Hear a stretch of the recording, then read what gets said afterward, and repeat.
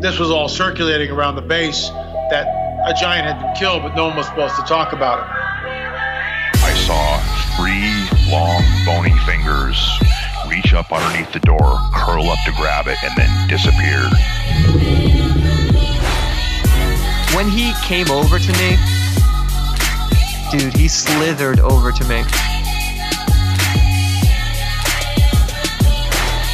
And this giant comes out of the cave, and they're all frozen. And he starts running and firing at this giant. Well, the giant moves. He's got a spear in one hand, and he's running really fast and spears Dan and holds him up like this. Somebody yells, shoot him in the face, shoot him in the face. They basically decapitate him. Got closer. When he got about 15 yards away from me, I raised that 12 gauge and I blowed his head off. I feel something pulling at my leg, and I look over and there are 2 small gray entities pulling at me. And they're literally, I'm getting pulled off the bed. I reached my hand into this bush and I touched air. Couldn't breathe and I couldn't move because I know I'm seeing a monster.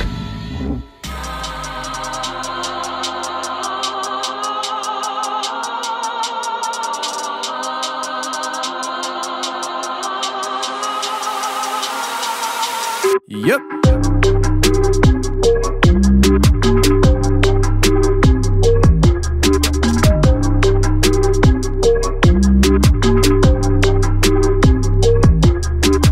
Welcome to the show, everybody. You're listening to The Confessionals. I am your host, Tony Merkel. Thank you for being here. If you've had an encounter or a story you'd like to share with me on the show, go ahead and shoot me an email. My email address is theconfessionals@theconfessionalspodcast.com. That's theconfessionals@theconfessionalspodcast.com. Or go to the website, theconfessionalspodcast.com, hit the contact section, and you can reach me that way as well. Either way works for me, just get a hold of me. If you want more shows every week, go ahead to the website, theconfessionalspodcast.com, hit the join button, and become a member today, because if you're a member to the website, you get an extra show every Thursday right there for your listening pleasure.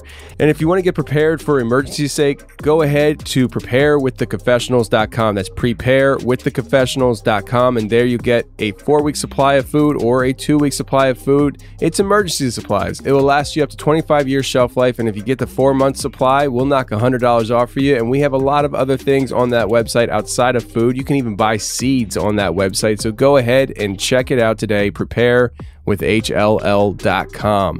Now, this week we have Preston coming on the show, and Preston is a great guest, and he actually has his own podcast called Mettle Mentality. It's a really good podcast. You should definitely check it out. But today we got Preston coming on the show to talk about his paranormal experiences, including the time that he was followed home by what he can only call is the girl from the ring. He sees it at work, and he sees it at home, and his roommate saw it. So let's get to Preston right now.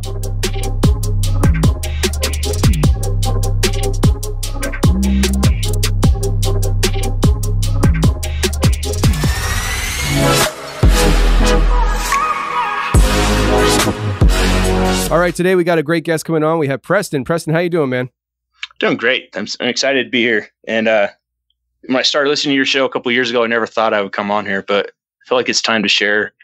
I just need some understanding. I don't know. I just need people to understand. I just need to get this out. Let people know, like, I experienced this. I don't know what it all was. Maybe I can get some clarification on it, because, man, I just don't know.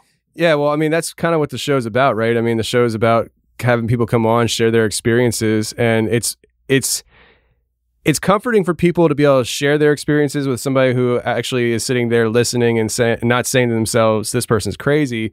But also it's good for the audience, because the audience gets to hear other people, and those people are saying, I've been through that too. I'm not crazy.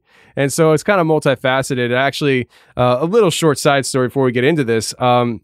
I did a show in Houston in 2019, and it was a live show. And I actually had a lady who does like counseling for full-time profession.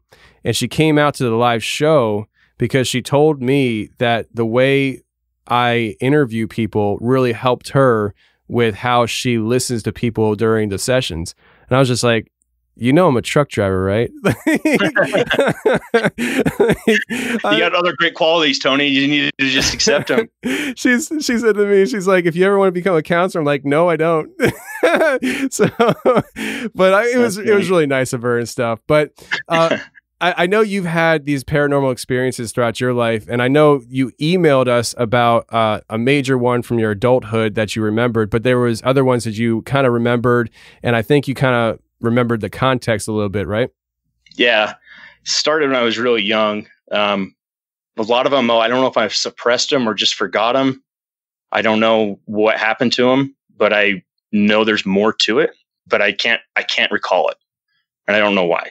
Well, what can you recall? I know you mentioned about starting from like chronological order. So what is, how do I say it? Like, I mean, what are parts of the stories or memories that you're remembering? Yeah, I'll share everything I can remember. So the very first paranormal experience, I guess you would call it, I was probably somewhere between the ages of 3 and 5, probably around 4. My parents, we got this house that they were renting, this really old house. It was the walls were made of soapstone. And this house was already over 100 years old. And this is like in the late 80s. And when they got to the house to rent it, they had to clean the whole house up. Drug users were going in there, they leave their needles and stuff. And so there was all this drug paraphernalia, and they had to replace the carpet. They basically remodeled this house, and they got a screaming deal to rent this old house. It had 2 bedrooms and 1 bath, had an attic and a cellar. And I mean, we had a wood burning stove to heat in the winter. I think it had a furnace, but I just remember the house being really cold. The windows were really drafty, breezy, really thin. We put plastic up over the windows to help insulate the house. And but I remember my mom took some of my toys upstairs into the attic. So I opened up the door, and it made like an L shape, and it turned up, and I was going up the stairs into the attic, and there's really old, dusty. I mean, if you went up in the attic, you could see light underneath the eave of the house. Like, it wasn't sealed very well. And up there, they it had some extra stuff. And I went up there and went to get this bag of toys or box of toys that I remembered there being up there. And there was someone was over in the corner on the opposite side of the house from me. And I never saw them. I just knew that they were there. And I pick up on their energy, I guess you'd call it. When someone's in the room and they're looking at you from behind, and you know that they're there without seeing them. Yeah. It's kind of that feeling. But the way I felt them looking at me, it was like, get out of here, kid.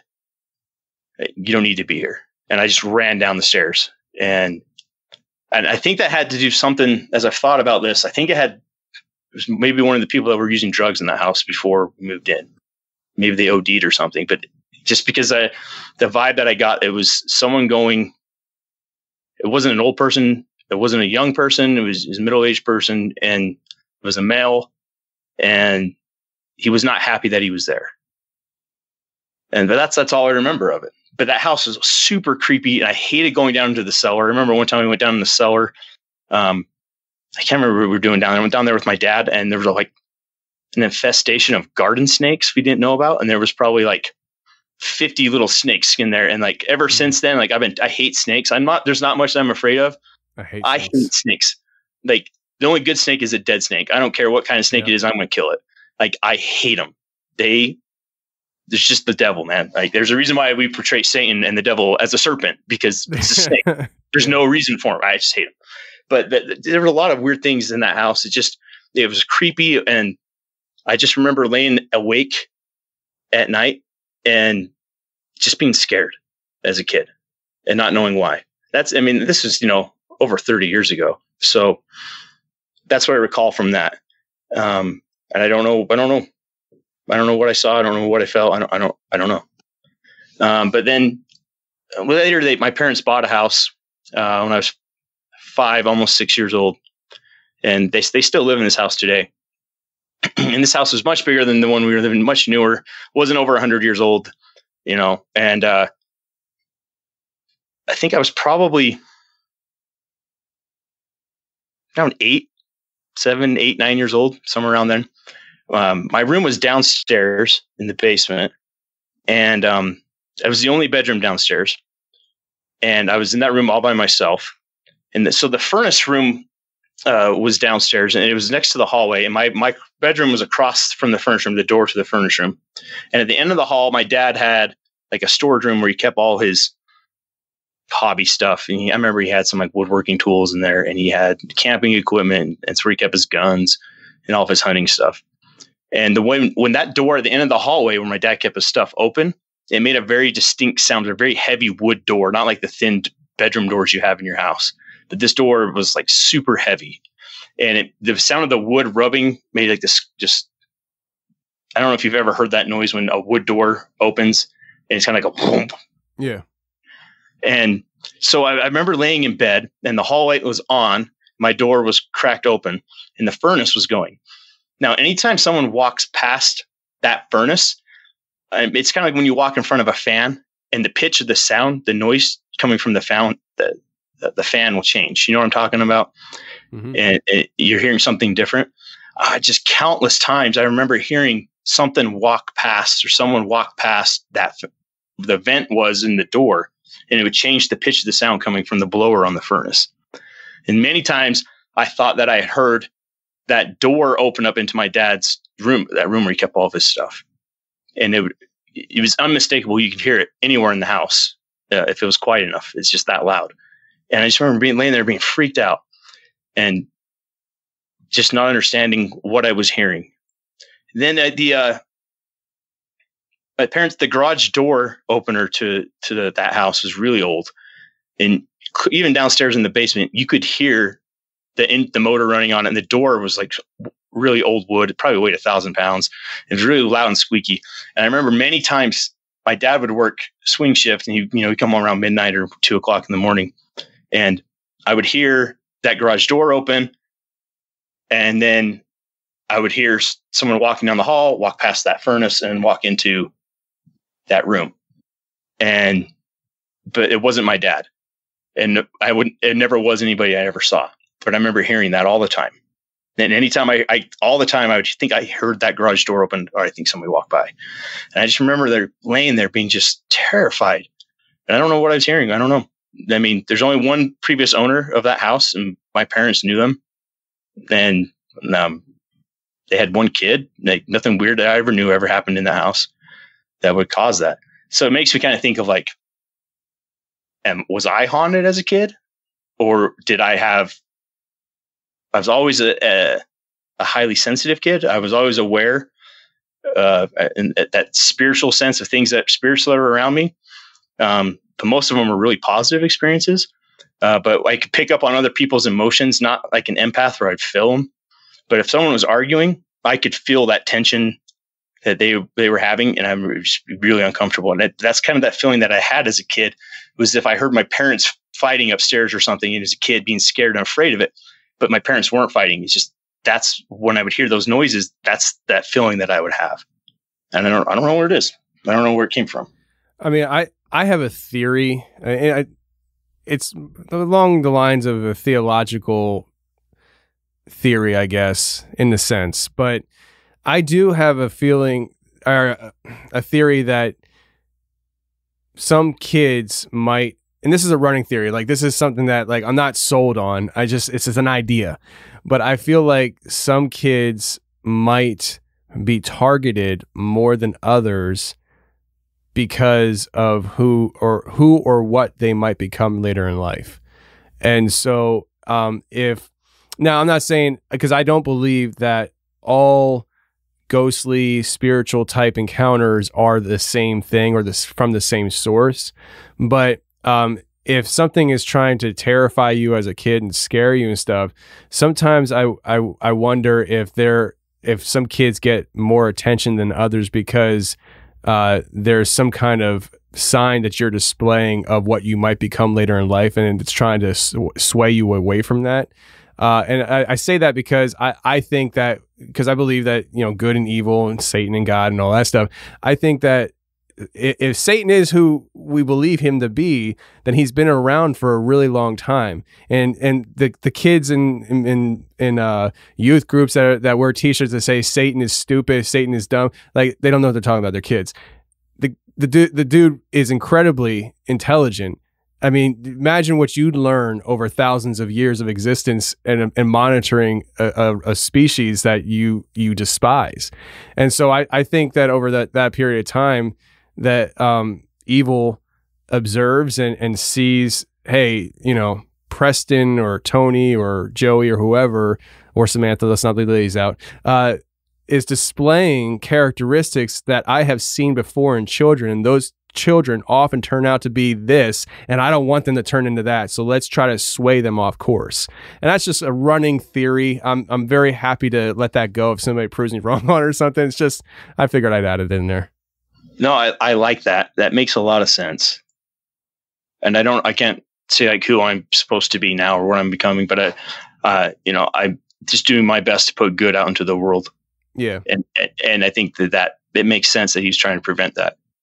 That makes sense to me. And I don't know what the significance of scaring a child could do to sway them off course either. It's just a theory that I have. And it's just something I think about sometimes when I'm by myself in a truck kind of thing, but it's definitely something to think about, just in the idea that, and I know not everybody believes in God that listens to the show, but I'm just saying, if God is real, if Satan is real, and Satan is who, people say he is, then he would have to be incredibly smart. And imagine, you as an 80-year-old man, you would see a child that's 5 years old acting out, and you're like, what? Oh, I've seen that before. If we let this kid go this direction, he's going to turn into this by the time he's 21. We don't want that. We don't want him in jail. So let's correct his behavior now. Well, if you take that idea of it, and it's like, well, Satan's saying, hey, I've seen this in kids before, and I know they turn into Billy Grahams, and I don't want that. So let's sway the course a little bit. That makes total sense. It fits right in with my religious beliefs too. That would make sense. That just trying to stop good from happening. And part of it is, I wonder too, like, I'm not saying like I have a sixth sense or anything. I'm not a medium or anything like that. There's just at times I know when people are around. I know when loved ones that have passed on are around. I can feel them, and sometimes I know what they want. I can pick up on their thoughts. I don't know. If they want something told, like I know what they want told, and I don't know. It just seems kind of normal to me, but I wonder if maybe it was to steer me away from the positive experiences that I would have, and to doubt them, or just to fear them. Going along with that running theory that you have. Yeah. Maybe it was to just prevent me from getting those messages out. I don't know. Maybe. I mean, I don't know. I can imagine, because like I say all the time on the show, I'm just a dumb truck driver, right? Now I say it tongue in cheek. I know I'm not dumb, but the idea is like I don't know the psychological things. So I mean, I don't know what putting a certain kid through certain experiences does to their psychological well-being, and in effect dictating a path in their life. Like kids who are abused by their parents and stuff tend to have certain paths they fall in that are common with other kids that go through that kind of trauma as well.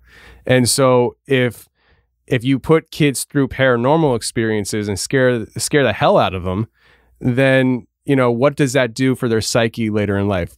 And I don't know if there's any even studies done on that kind of stuff, but it's interesting at least. I just want to make sure real quick. Are you recording? Because it's not showing it's recording on my end. Yeah, I'm recording. All right. I just want to make sure, because I've done that before. Interview someone and be like, oh, crap. All right. Sorry. Yeah. Some work for you to edit. I'm a vet, bro. Okay. I just want I'm not. So you never know. Even vets make mistakes. All right. Yeah. So I don't record with Skype. I record on a software itself. So okay. That makes sense. Okay. Well, yeah. So at that same time, about that same age, probably from about 8, 12, I had this reoccurring nightmare. I probably had it 5 or 6 times I can recall, but I was walking on a beach, and everything was dark around me except for the sand. I could see the natural color of the sand as if the sun was shining on it, but it's like it had its own light source, the sand would.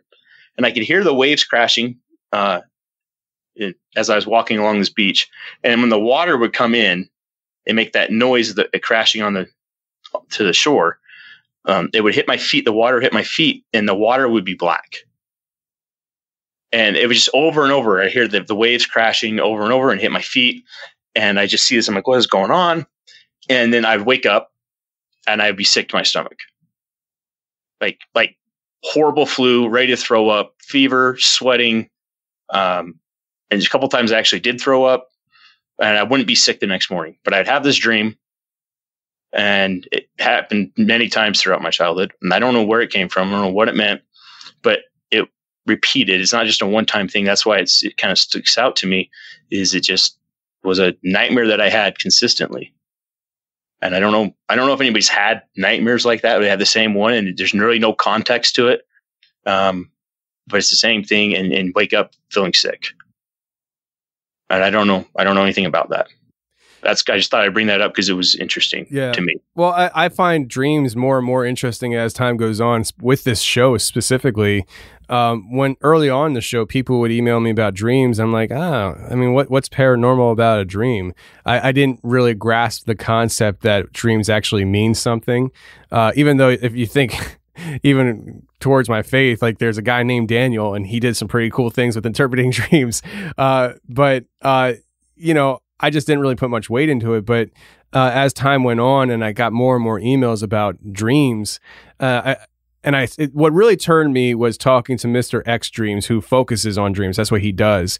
And his experiences in his dreams showed me that there's way more to dreams than just what I guess thought of a dream being you playing out some kind of skit in your brain while you sleep because your brain's just let loose.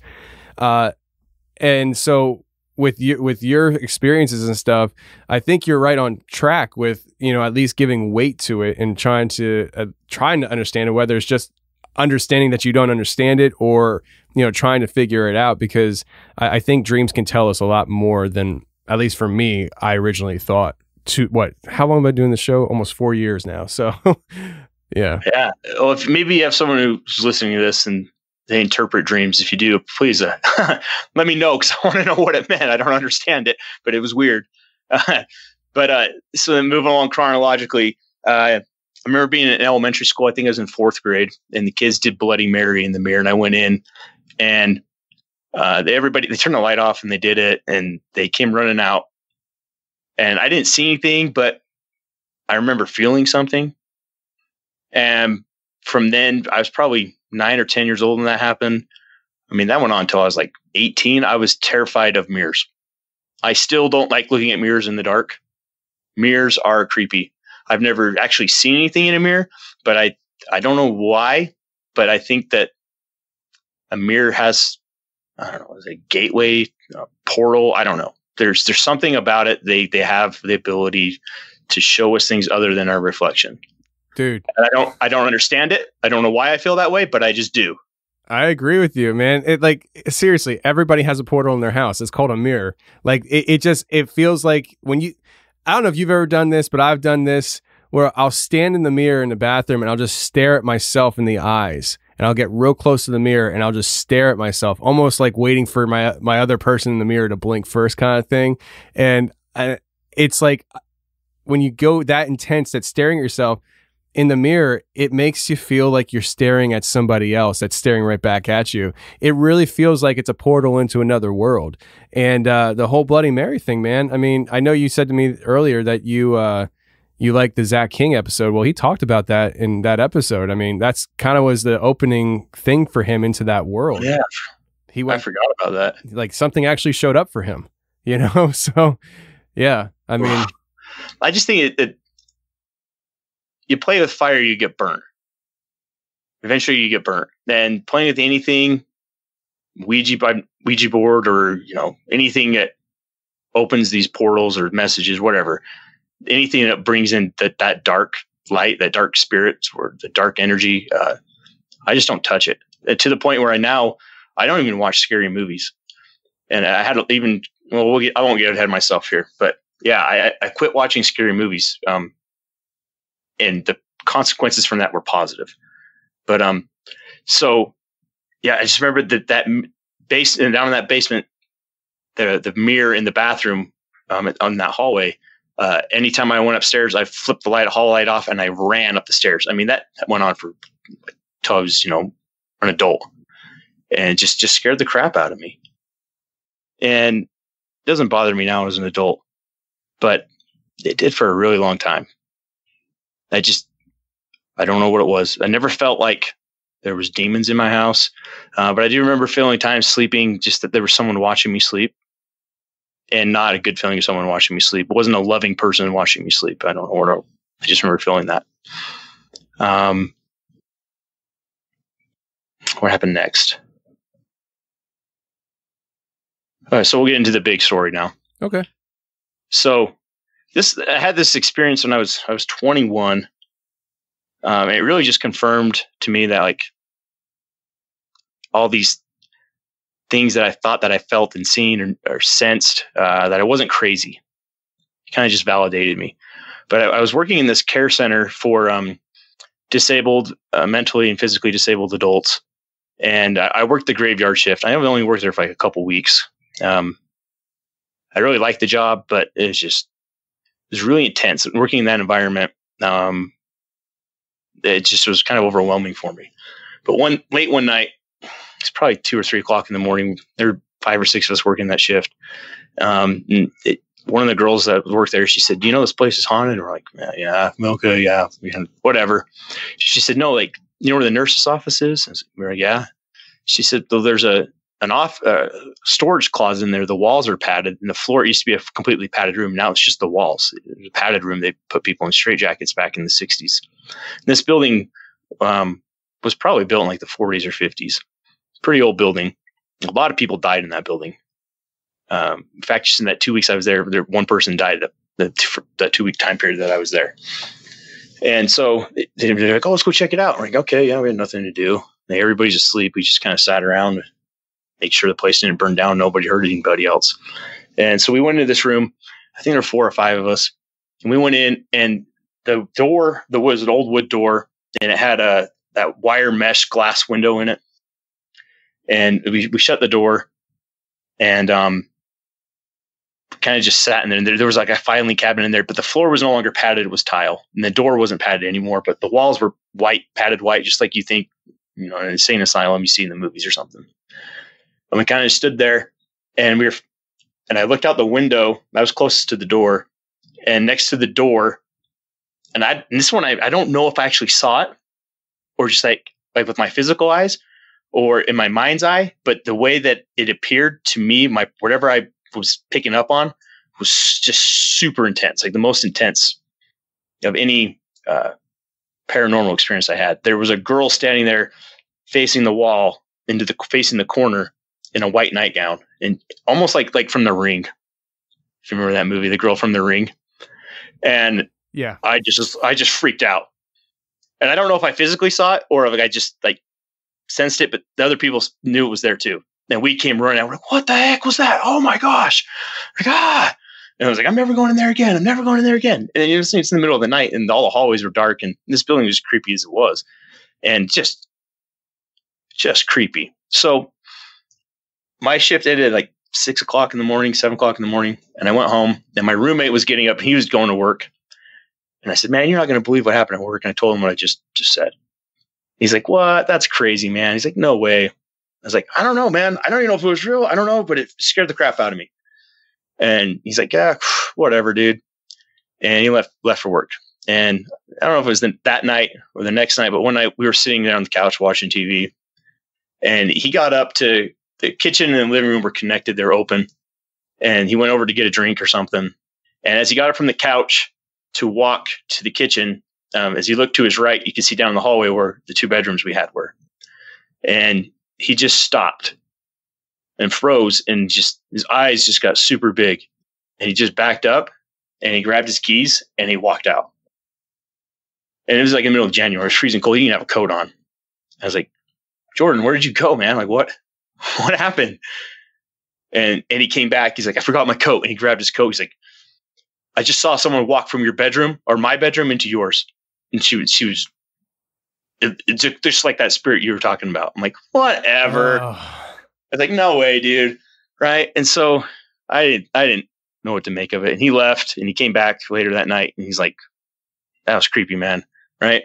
So at this point now, I was no longer working at this care center. I got a different job. And at this new job, while I was in the training, one of the girls that was in my training class, became friends with her. And late one night, she just came over. She just stopped by. And I didn't know her at all. I just knew her briefly from talking in the classroom. And I was a 21-year-old kid and I wasn't thinking straight. And I like being around women. Just put it that way.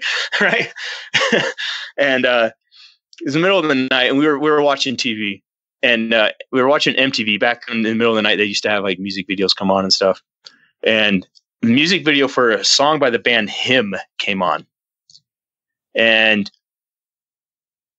I hadn't told her anything about what would happen. This is the first time we'd ever hung out. Didn't know very little about her. Didn't even know her last name. And just the two of us there.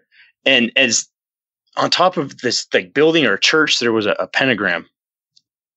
It's sort of the symbol of like the band Him. I can't remember what it looks like exactly. They have it's like a heart, right? It's like a heart that has. I got pulled. It has like a pentagram in it. I can't remember what it is. But she saw that, and she said, "I don't like that. That makes me feel uncomfortable." I said, "Yeah, me too." I've liked the band Him. I used to like listen to a bunch of their music and never thought anything about it. And we ended up shutting the TV off, and we were just kind of sitting there. And she said, "Is there a spirit in your house?" I said, "What?" Like I had no idea she was a medium. I said, "You tell me." She said, "Your last job, someone followed you home from work, didn't they?" I was like, "Oh, are you freaking kidding me?" Oh, man. And I was like, "Well, tell her to leave. She's scaring the crap out of me." My roommate, like, "Don't follow me." And she just looked at me. She says, "You tell her." And I said, "Hey, you can't hang around me anymore." I said, "Why are you following me?" And she said, her name's Elizabeth. And the way that she feels around you, she feels safe and she likes you. You make her feel good when she's around you. And I was like, "Oh, I don't care how I make you feel. Like, you don't make me feel good. Like, you need to leave." And she's like, "Don't piss her off." I was like, "I'm not trying to. I'm scared out of my mind, you know?" And then we just kind of sat there again. We're talking. Like, that was the end of that right there, that little bit for now. And it gets even weirder because I said, "There's someone else here too, isn't there?" And she's like, she just got tears in her eyes. And she just nodded. And she's standing in front of the TV, isn't she? And she said, "Yeah." I couldn't see her. I just knew she was there. I don't know. I just could tell it's where this spirit was standing. And I said, "You know them, really grew close to them, weren't you?" And she just started crying, like silently crying. She's like, "Yeah." She said, "Do you know who it is?" And I just sat there and I thought about it and I don't know, connected to whatever the energy was, focused on that. I said, "Was it your mom? Is it your mom?" She said, "Yeah." I said, "She killed herself, didn't she?" She said, "Mm-hmm. She did." She says, and I said, "It's not your fault." She wants you to know it's not your fault. She said, "Yeah, that's what she left in the note she wrote me. None of this is my fault. You need to understand that it's not your fault." And she just was crying. And then her mom left. And as we were sitting there, she was crying. She's like, "How did you know that?" I said, "How did you know that other spirit was there?" I was like, "I don't know. Sometimes I just pick up on things. And I don't know. I don't understand it." So as we were having this conversation, over on the kitchen counter, there was a coffee pot. And I'm talking like one of those cheap ones from, Walmart. They're like $10. And it wasn't plugged into the wall. And it started making that popping noise when it gets hot. Pop, pop, pop, pop, pop. And I was like, "Are you freaking kidding me?" And it's made this sound as if it was sucking up the water and making coffee. And I went over and I touched the coffee pot. And it was not hot, but more than warm. I was like, are you kidding me? And she says, you need to leave now. All you spirits, you need to leave now. You're not welcome here. She says, we're done talking to you tonight. And just everything left. It's done. And I was just in shock. All right. I never, so that night, that was the end of that night. And I never talked to that girl again. Never saw her again. Never talked to her. Right. Well, that must be a relationship killer. I don't know. Something was off about her. I found out, and it wasn't just, there was something going on. I don't know what it was, but it's probably for the best. Let's put it that way. So, a couple of weeks later, maybe a month later, I moved into a new house, with my current roommate, and we had a couple of friends, and this was a big house for 4 single guys to live in. It was like a 6-bedroom house and 3 levels. And, down in the basement, so it was a tri-level house where you walk into the front level, the front door, and you got your living room and kitchen on the front level. And then upstairs you have bedrooms. And then downstairs you had a family room and a bedroom, and the laundry room was there. And then the basement had a second level down into it. So down in the second level of the basement, there was a weight, some exercise machines, a wet bar that the owner of the house had put in. And we turned that into like a den. We put her TV in there and couches. And that's where we hung out and watched TV and everything. And so I was actually dating my wife at the time, and she came over, and we were laying on the couch watching The Incredibles is the movie we were watching. And we were laying on the couch, and I felt like something touched my hair.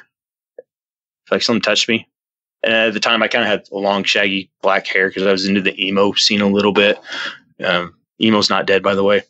But, I'm just kidding. But, and I looked up like, what the heck was that? And my wife said, who just touched you? I was like, how did you know something touched me? And she's like, I saw your hair move. I was like, are you serious? And she's like, yeah, there's something here. And I said, oh, and I knew what it was. That's Elizabeth. It was that girl. And I said, yeah, this spirit followed me home from work like a month ago, and she won't leave me alone. And she doesn't mean me harm, but she likes the way I make her feel. She feels good and safe. I don't know. And she's like, my wife's like, oh, that's weird. I said, hey, Elizabeth, all right, you need to leave. Please don't come around me anymore. I'm sorry, whatever you went through, please don't ever come by me. Don't come around again. Like, you need to move on. I don't remember what I said exactly, but just basically kindly said, like, get the hell away from me.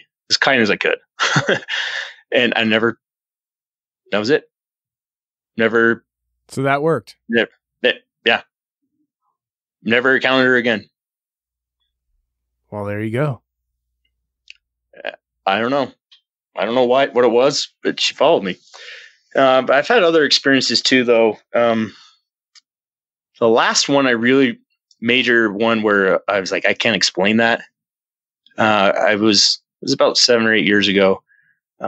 So I come from a big family. I'm the oldest of 6 kids, and my 2 youngest siblings, they had it much easier than us older kids. They got to go to a private school. And at this private school, the parents also helped teach there too. And they had certified teachers there, but the parents were there, heavily involved in this. So my mom had keys to the school, and it was like a newer office building that they leased out the first floor. It kind of had a weird layout to it, but it was pretty big. And school had like a couple hundred kids, and it was big enough for all of them. And my mom was telling me how some of the kids, there'd been a weird energy in the school, and the kids there had been really wound up lately this past week. And they found out that some of the kids had done Bloody Mary in the bathroom, and everything got thrown off since then. And she's like, I don't know what's going on. She's like, do you want to go check it out with me? Maybe you can pick up on something. And I was like, yeah, ghost hunt. Let's do it. Cool. So we went, and it was about 10 o'clock at night, and I had turned the mic from the voice recorder on my phone on and put it in my the pocket of my jacket up on my chest. And we just started walking through the school. And I noticed we went through all the little, I guess they were classrooms, but they're more like an office, bigger offices where and we went through all of them. There's probably 10 of them. And we walked by one, and the door was open. And the door was closed, and I opened it. I opened it up, and I said, if there's anything in here, I'm going to leave this door open, and you're not allowed to touch it. This door will stay open. Nobody touch it. We went around through the whole school again, and we came back to check that door, and that door was shut. And it's not an automatic closing door. And we just had this dark energy around us.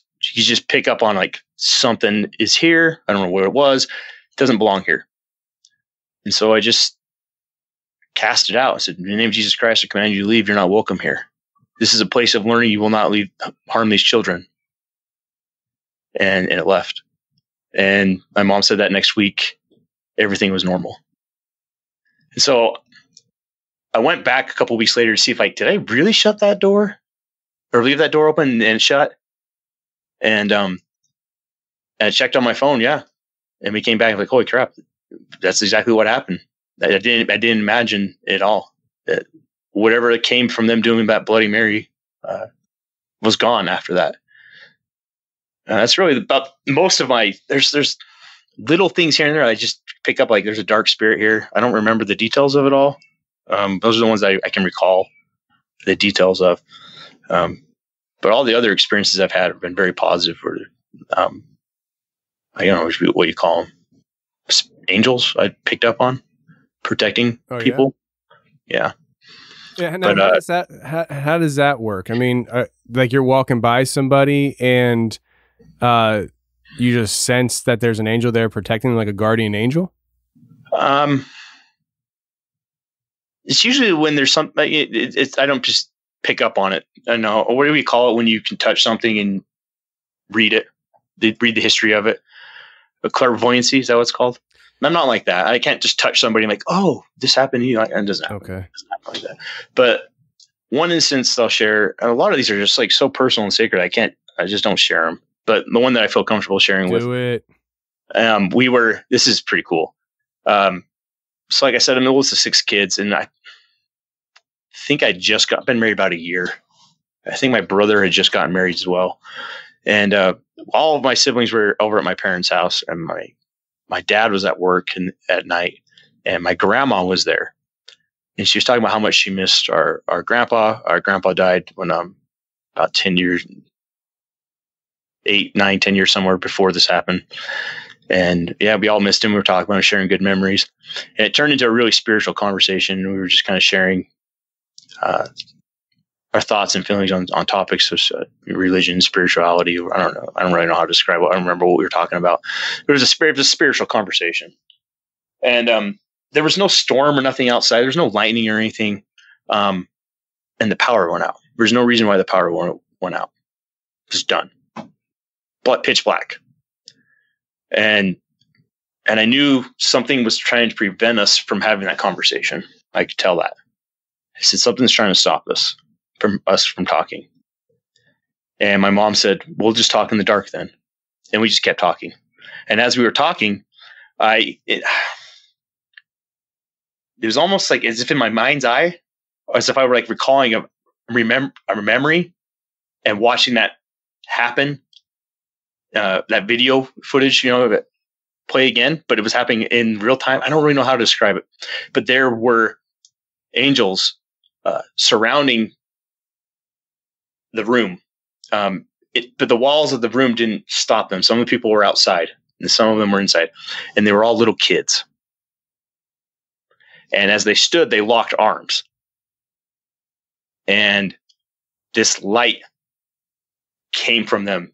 I could feel the light as if you could feel the warmth from the sun. I could feel it, physically feel it coming off of them. And there were 2 little girls. They're about the same age. And they said, we have to protect our family. And I knew who one of the girls was. I knew that it was my daughter, but I didn't have any kids. But I knew that girl was going to be my daughter, one of them. And I looked around, I realized all these kids around me were my nieces and nephews. And my grandma was standing there who had recently passed away, my other grandma, and my grandpa that we were talking about. And they were there. and they looked at me and they didn't say anything. And it just is like, you're safe. Like nothing will get through this circle. And I just said, can you turn the lights back on? And immediately the lights came right back on. Power came right back on after we sat there.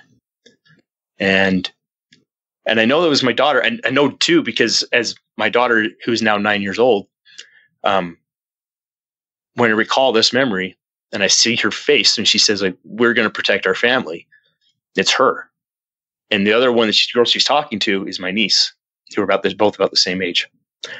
But yeah, those are the types where like I know like people were there protecting us. I was at a funeral for an older lady who didn't really have much family. Her family put her in a nursing home and they never went and saw her. And then my family,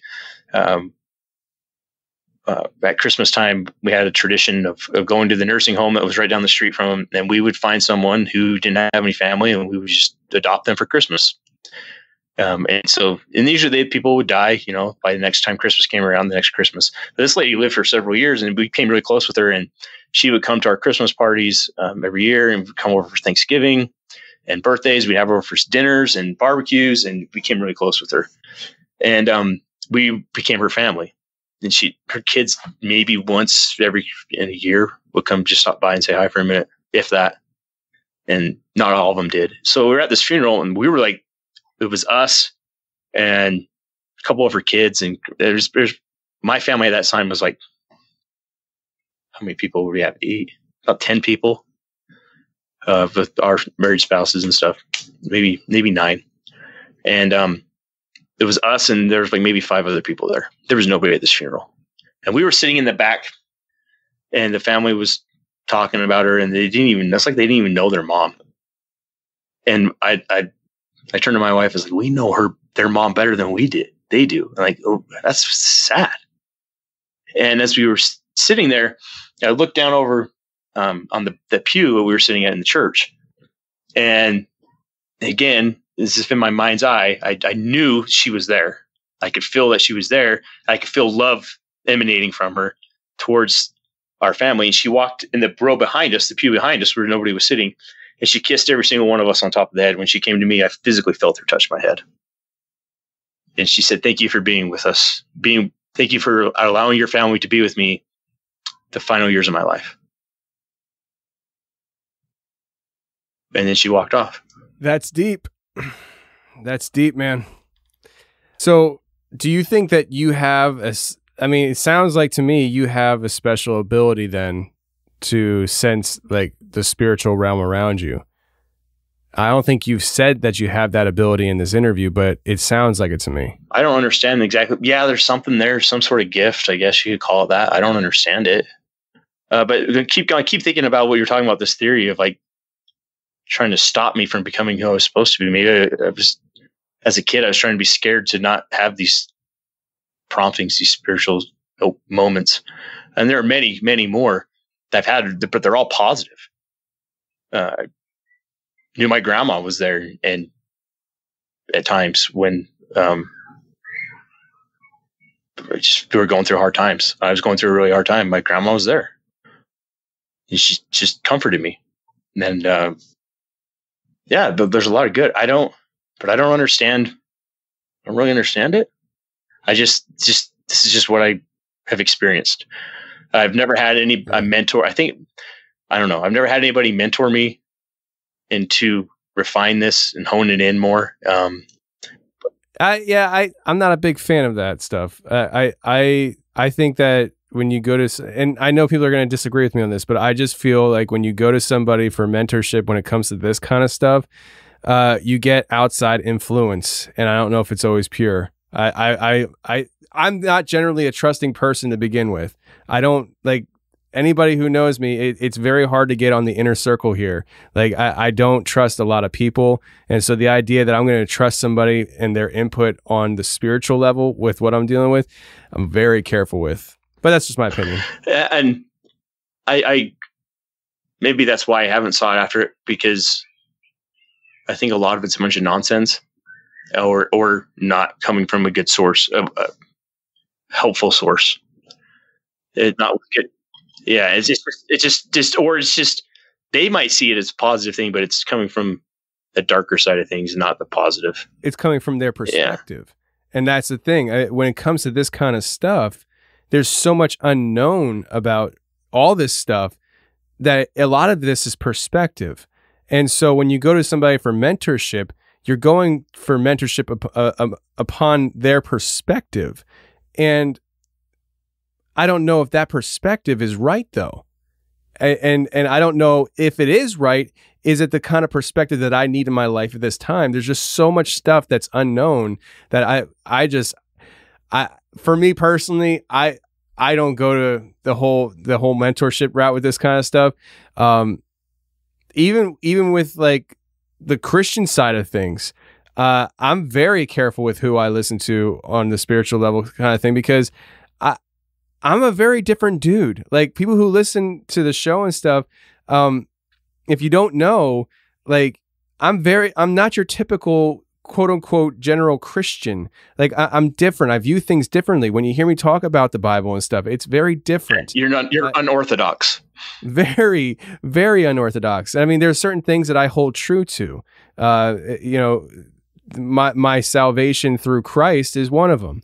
But when it comes to like the story of the prophet Samuel coming and talking to Saul as a spirit, the way I view that is something that's not preached about in your general Christian church, because they view it as impossible. And it's not impossible because it says it in their Bible. Like, nowhere in their Bible did it say that Saul was talking to a ghost. It said that he was talking to Samuel.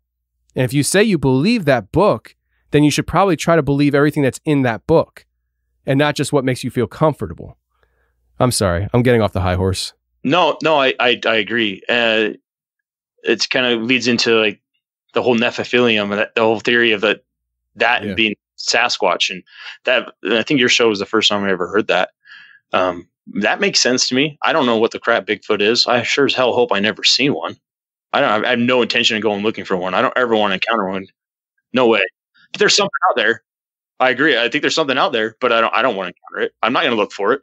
I mean, I used to look for it until I started thinking, oh, I think like in my gut, if you had to tell me I had to side with one theory, in my gut was, I think these have the same type of origins as a Nephilim did in the Bible. I'm going to stay away from these things. Because for me, it's just like, when I talk to the people who had very physical encounters, and I talk to people who've had the paranormal encounters with the same creature, supposedly, I'm like, how does that work?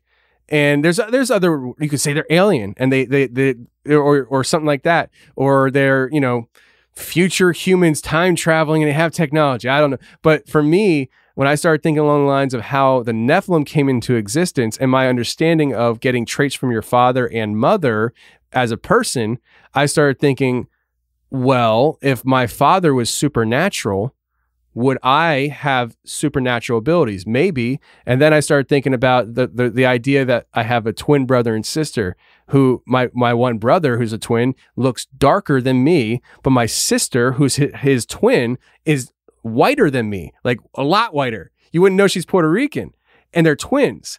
And clearly they got different DNA, even though they're twins. And that's when I started thinking, so maybe it's possible that some of these creatures have abilities that other ones don't. And I was just like, oh man, if this is the way it is, I just can't go there. I'm going to stay on the pavement. Yeah. There's a lot, I think, in this world we don't understand. And just as human beings, we're naturally curious. We want to understand everything, right? Or we want to find an answer that feels good. Maybe we don't really want to understand it, but we want to make sense of it in a way that we feel comfortable with. And I don't know. The only thing I know is that there are spirits that are out there. There's dark energy. There are demons. I don't know about aliens. I don't know. That one's kind of out there for me.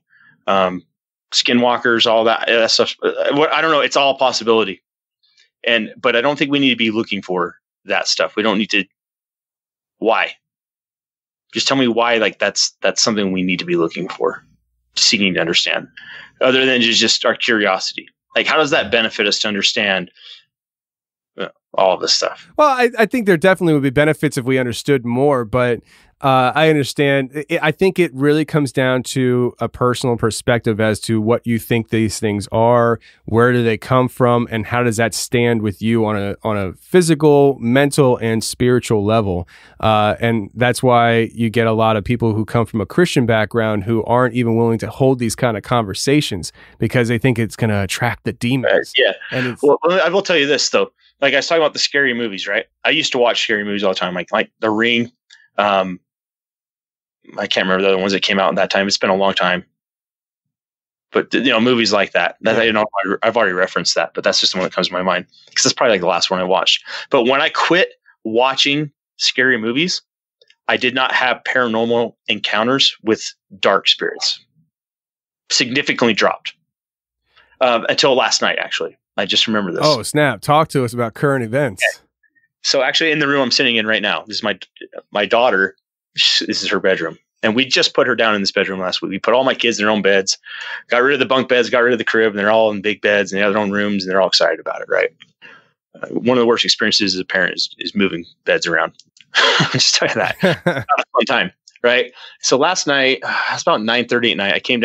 I went outside, I grabbed something out of my car, and I locked the house up, turned on the lights, and made sure everything was locked up. And as I came back into the kitchen, my daughter came up the stairs and she said, "Dad, were you just trying to open my bedroom door?" And I said, "No." And I said, "Why?" She said, "Someone was just trying to open my door." Well, my wife was upstairs watching a movie. My other two kids were asleep. I was outside. There's nobody else in this house. And I didn't know what to say to her. I said, I don't know what that was. That's weird. I was just like, and the thought crossed my mind, like, oh crap, is she going to have these experiences too? Because I don't want her to have to go through that. And the fear of like, how do I validate what happened? How do I give her feedback without making her sound crazy, but at the same time, not say, oh, that's a dark spirit. You know what I mean? Without scaring her. I didn't know how to react to it. And I said, I don't know. I said, I'll come down and look in a minute. And she went back downstairs. I went back up and then I went upstairs and came back down about a half hour later to go rotate the laundry. And the laundry room's right next door to the room I'm in, where she was in. And I rotated as I went to go into the laundry room. It was all dark downstairs. I noticed my daughter's bedroom light was on and I could hear music playing. I was like, oh gosh. So I opened up her door and she just had her desk lamp on and she had her Alexa in her room. She was playing the Hamilton soundtrack. And I was like, okay. And I went and shut it all off. And I cracked the door and I flipped the light on above the computer and dimmed it. So she wasn't sitting in the dark. And I was like, I don't want to rotate the laundry right now. So I'm not going to do it. And as I stood there looking into the laundry room, which was dark, it's like, holy crap, there's something in here.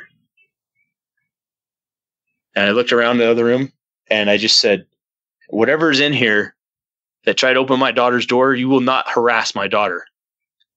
You will leave her alone tonight. And it said, and I just had this feeling of like, you don't have the authority to tell me to leave. You can't tell me to leave. And I just said, by the power of Jesus Christ, his name, I command you to leave. You will leave my daughter alone. You will leave this house tonight. You are not welcome here. You will not harass my daughter. Do you understand me? In the name of Christ, you will leave her alone. And my grandma was there. I felt her. And she said, hey, Preston, she's safe. We'll look after her. So I have my great-great-grandfather. He immigrated from Germany in the late 1800s when Russia was under the rule of his, and the family immigrated to Israel, to Jerusalem. And then in Jerusalem, they were tour guides in Jerusalem. And they lived there for many years. Well, he ended up meeting my great-great-grandmother while he was there. And they immigrated to the United States. So I'm 1/8 German, but have deep ties to the Holy Land in Jerusalem. And he was my great-great-grandfather. I never met him. Was very proud that, he knew where Christ walked and he got to show that he knew where the Garden of Gethsemane was and all these events were. Something he took a lot of pride in. So to honor him as a way that my family honors him is every Christmas, we will sing. There's a song called The Holy City. I don't know if you've ever heard it, but it says, Jerusalem, Jerusalem, lift up your voice and sing, Hosanna, Hosanna to the highest. It's about the Holy Land, about a guy who has a dream from there and a vision. So we sing that song. I never hear that song anywhere else. It's called The Holy City. I can't remember who wrote it. It's a very old song. And so every once in a while, that song will pop into my head. And I was like, why am I thinking about this song? And I talked to my cousin who has similar gifts as me, I guess you'd say. She's really good at interpreting impressions people get and helping you understand them. And she said, why would that song come to your head? I was like, I don't know. That's great grandpa's song. Like, why would I think about that? She says, maybe it's because he's with you. And so I thought about that. And I was driving about a month ago. And as I was driving, I just had a thought in my head. I said, why do I keep hearing that song? Why does that song pop into my head? What does that mean? And I just heard a voice in my head. It said, just let you know I'm with you. And so I believe that anytime that song pops into my head, it's to know that my great-great-grandfather is with me.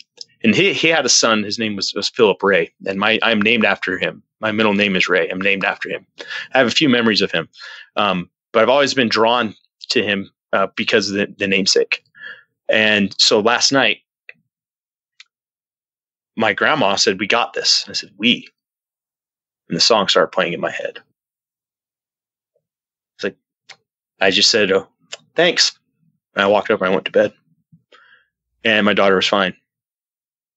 That's cool. So, That's cool. I don't know if I'm crazy. I don't know if I make all that up. I don't know if it's 100% true. But to me, it feels right. It feels true. It feels like it's truth. And so I'm just going to go with it. Hey, man, that's a very positive way to wrap this up. I like it. And before we end this interview, I wanted to let you kind of give yourself a shout out as far as your show goes. We didn't mention it in the beginning, but you're a podcaster as well. And I wanted you to give the people, the information on where they can get your show, social media, all the good stuff, anything you want them to know. Yeah. Now's your time. Well, I appreciate that opportunity, man. I didn't even cross my mind to put that out. So I host a show. I created and host a show. It's called Mettle Mentality. Mettle is your strength of characters, where you go when you feel like you have nothing left. And the mentality of always being your best self. And so I created this show to help people who are going through a hard time, going through their own personal hell. Because there's one thing we all have in common. Or there's two. One is we're all going to suffer at some point in time. We're all going to feel pain. And the other is we're all going to die. It's really the only two things that everyone in this world has in common. But I'm a firm believer that suffering and pain is a catalyst to becoming great, to becoming greater than we are, I should say, and better. It's fertilizer. And failure is fertilizer. We have to have it to grow. And so the shows, it's available anywhere you listen to podcasts. It's anywhere. It's on YouTube, Mettle Mentality. And I just interview people who have been through their own version of hell on life and how they got through it. And it's just to provide resources for anyone who's having a hard time, particularly veterans such as I'm a member of the armed forces currently. I've seen too many people take their own life. I'm sick and tired of it. So I felt like I needed to do something. So I created the show, and I just interview people who have this mettle mentality. They're always trying to be the best version of themselves and have that foundation they built of consistency, fortitude, and grit. And check it out. You can check out my website, mettlementality.org. So this is metal, METTLE, not like steel, iron type metal, but metal, METTLE, mentality.org.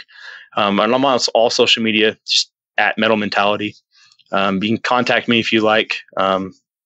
Preston, my email address was preston@mettlementality.org. And I'd love to hear from anyone who would like to share their story of enduring hardship or is looking for some help. I'm here to help anyone who you reach out to me. I promise you, I'll do everything I can. Make sure you keep fighting another day for yourself. Yeah, that's good. That's good, man. I would highly encourage people to check you out. And, you know, I was just looking at your Instagram, and I was telling you before we started recording, your Instagram looks good. Like it has a lot of good positivity kind of stuff on there. I think a lot of people are going to enjoy it. And, you know, one of our sponsors for the show, you know, throughout time has been BetterHelp. And that is a sponsor that I really enjoy having, and I'm really happy that they, you know, seem to come back over time, because one of the biggest things that we're dealing with in the world today is a society of people who are extremely depressed, extremely pulled down by circumstances in life. And with what we're going through in 2020, it hasn't gotten any easier for people. And people need that outlet. They need somebody to talk to. And whether it's talking to a podcast host or, you know, a counseling service, people need to realize that there are venues for you to vent. Because if you don't find that venue, if you don't find that outlet, you could do something crazy and stupid. Maybe not just killing yourself, but, you know, doing something stupid as in your back's against a wall and you know, wind up robbing a store, or you do something where you hit somebody or you get violent with somebody. Instead of getting to that point, be proactive and find somebody to talk to, whether it's a complete stranger, a host of a show, a family member, whatever it is. But your show is definitely a place where people can check that out, and maybe that's an option for them as well. Oh, I appreciate it, man. Yeah. Just remember, you're never alone. There's always someone who can relate to what you're going through. Someone will have empathy for you. Someone's going to have compassion. You just need to put in the effort to find the right person to talk to. Don't ever give up on yourself. Don't give up on your dreams. Don't give up on your hopes. Anything you want to accomplish is possible. You just have to embrace the suck of life, and you just have to accept the fact that failure is going to happen, but change your perspective on it. Failure is fertilizer. I wouldn't be where I'm at today. I wouldn't be sitting here talking to you today had I not been through all the things that I failed at in life. Just because you fail at something doesn't mean that you're a failure. What it means is that you're. Yeah, and you're absolutely right. I mean, life is full of the ups and downs, and so when you're in that low and you feel like there's nothing good to live for, start thinking about the future and how, as time goes forward, so will you. You'll get through the situation, and your life story becomes that much more impactful once you get through that situation. And imagine all the people that are in the same situation as you that you can then help because you actually got through it. And so it's a cycle, man. Life's a cycle, and I think people need the positivity that your show offers. Yeah, you broke up there. I couldn't quite hear what you said. Good. Don't worry about it. Okay. Well, thanks. Yeah, no, just remember that the more your situation sucks that you're in, the better the story is going to be for someone else. And the more it sucks now, the more it'll help other people. And it's a choice, though. You get to choose if you're going to let this situation define you, or if you're going to let it make you into something better.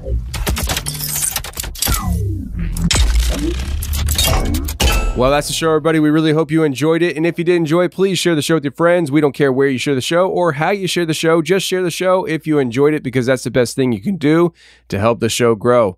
And until next week, friends, stay safe, take care, and remember, the truth will set you free, but first it'll piss you off. Bye. Hey, thanks for watching the Confessionals on YouTube. If you like what you heard, hit the subscribe button, hit the share button, and hit the like button. That would be a great help to me. And if you want more of the Confessionals on a weekly basis, every Thursday I come out with a special show just for members on my website. So if you want to check that out, go to theconfessionalspodcast.com, hit the join button, and become a member today. And every Thursday, you'll get a new show, and you can binge on previous shows, which there's almost 100 of them. So if you love the show, go ahead and check it out. But thank you very much for being here on YouTube and checking out the channel.